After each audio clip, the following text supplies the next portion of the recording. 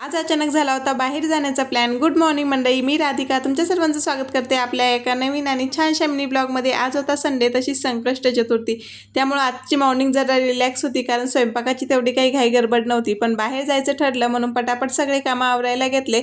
शब्दांना खिचडी वगैरे बनवून घेतली आणि लगेच डब्बा पण पॅक केला कारण आज आम्ही बाहेरच डब्बा पार्टी करणार होतो।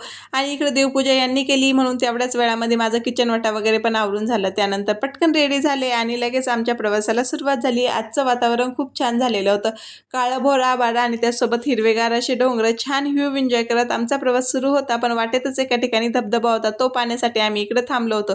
तसं अगोदर रियांशला पाण्याची भीती वाटत होती, पण नंतर इकडे मात्र त्याने खूप जास्त एन्जॉय केला। धबधबा पाहिला तर खूपच छोटा होता, पण इकडं तो पाहण्यासाठी गर्दी मात्र एवढी सगळी झालेली होती। बरेच वेळ इकडे घालवला, त्यानंतर आहे ना भूक लागली होती म्हणून म्हटलं चला आता एका ठिकाणी थांबून छान फराळाचं वगैरे करून घेऊया। आणि इथं आमची अशी छोटीशी डब्बा पार्टी झाली। सगळ्यांनी इकडे खूप छान फोटोज वगैरे काढून घेतले आणि थोडा वेळ इकडे घालवल्यावर आम्ही आमच्या पुढच्या प्रवासाला सुरुवात केली होती, की ज्यासाठी आम्ही घरातून बाहेर निघालो होतो। आता आम्ही पुढे कुठे जातो हे पाहण्यासाठी तुम्ही लाईक शेअर सबस्क्राईब करून ठेवा। भेटूया नेक्स्ट व्हिडिओमध्ये, तोपर्यंत बाय।